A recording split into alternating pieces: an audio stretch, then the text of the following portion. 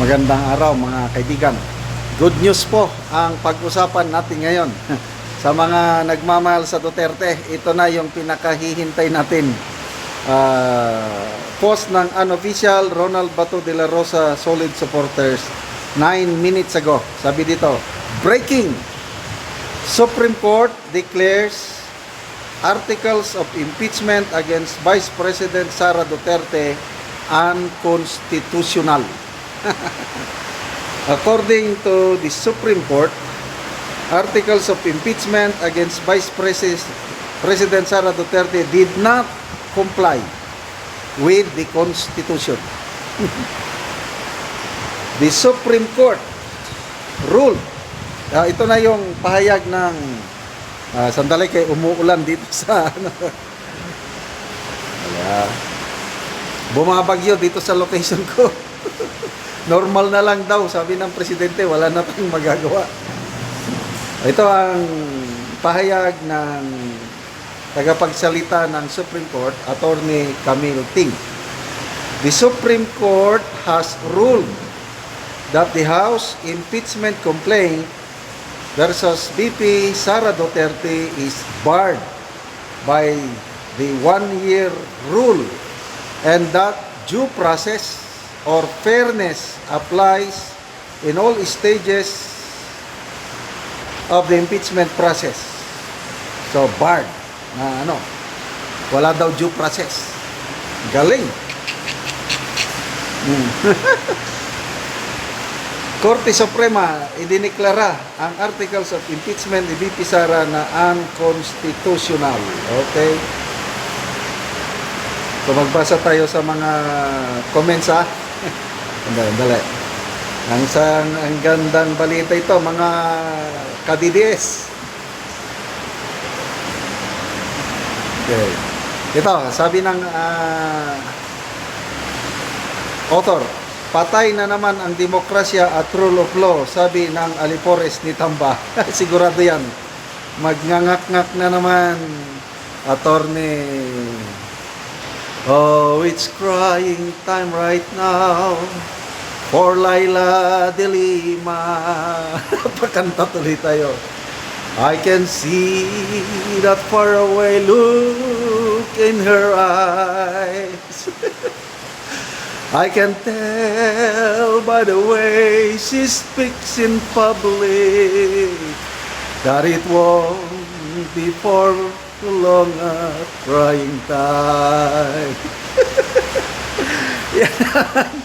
Dilima, Jokno, dito, Pontiveros, Trillanes, ano ba? Trillanes,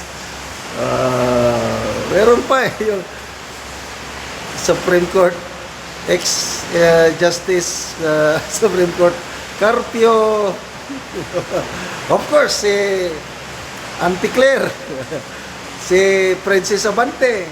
Ayan, silang magngangak-ngak, patay ang demokrasya sa Pilipinas.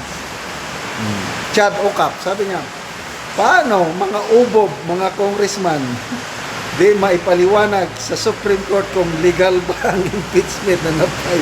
Oh, hindi nila sinagot yun. Wala talaga. Oh, hindi nila sinagot yung tanong ng Supreme Court.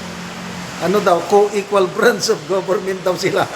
Oh, ito ngayon na pala nila, ano sabi ng yung official spokesperson ng Kamara, si Attorney Bugoy. Bugoy ba yun o Budoy? Tatakbo kami sa Korte Suprema. Pag dinismiss yan ng pag dinismiss ng impeachment court, tatakbo kami sa Korte Suprema. O ngayon, mismo ang Korte Suprema nag-declare unconstitutional. Saan sila tatakbo? Tatakbo sa Amerika. Magpapatulong kay Uncle Donald Trump. Patulong naman. Yung kasunduan ba natin, ironclad commitment. Please, help us. Huwag niyong tugutan na magpresidente ang isang Duterte. Kawawa na naman kayo. Kikiling na naman sila sa China. Tulungan nyo kami. Kailangan ma-impeach yung Duterte na yan para hindi magpresidente. Oh, wala na. Ay, nako. Jawong Juhas Puhas. Sabihin mo, buhay na buhay dahil nasunod ang rule of law. Di ang law ng mga congressman. Yes! Salamat po. Salot sa Korte Suprema. Bilis. Ganito rin sana kabilis yung kwan ba? Yung PhilHealth, wala pa naman silang desisyon. Yung GAA 2025, wala pa rin. Ano pa?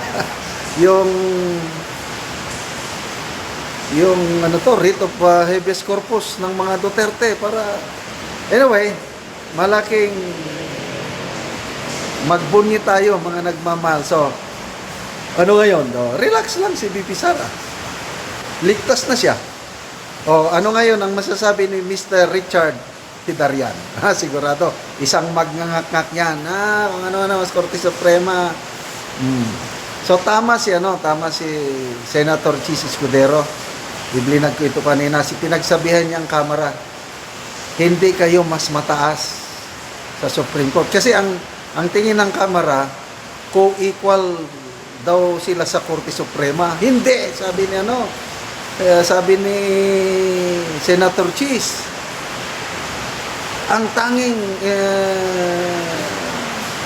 arbiter o taga ng batas Supreme Court, wala nang mas mataas yan, mas mababa kayo. Ay nako, ano pa ba ang mga comments dito?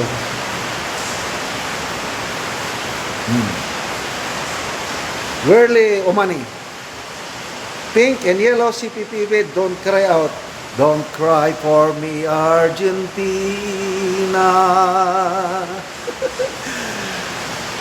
The truth is, I'll never let you.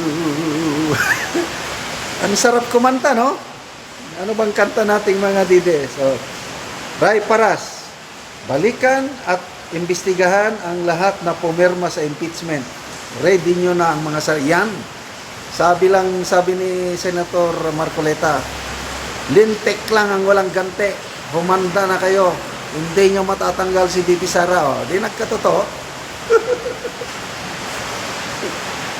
Yan, let. Sayang ang 150 million.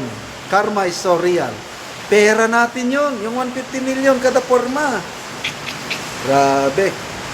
Wow, love this news I received today. Lalong magiging tabingi ang isa daw. Yung tabingi, huwag na natin kuha. May tabingi dyan eh. Lalong magiging tabingi. Anyway, salamat mga kaibigan sa inyong pagsuporta sa ating channel. Malaking tulong ito sa Tribong Talandig dahil ang sweldo natin ay pinambibili natin ng yero at pako, pinamimigay sa tribo para makapagpatayo itong mga Talandig tribe ng mga mas maayos na pamamahay tahanan. Panoorin niyo ang video na ito. Ni si ante ang usa ka balo nga natagaan og yero. So atop na ni siya karon. Gitabangan lang ni siya.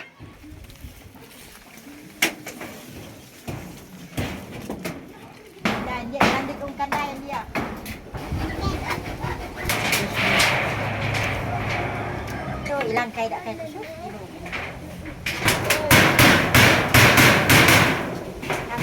Tiyo ay na madagay sa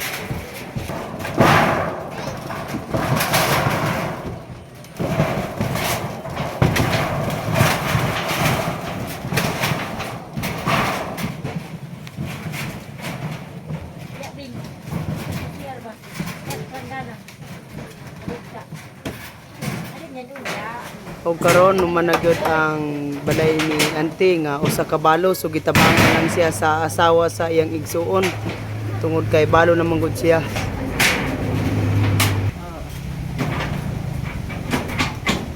Salamat sa Ginoo nagtabang sa sin. Ay nagkasok na gyud ko sa kabalo. Bangan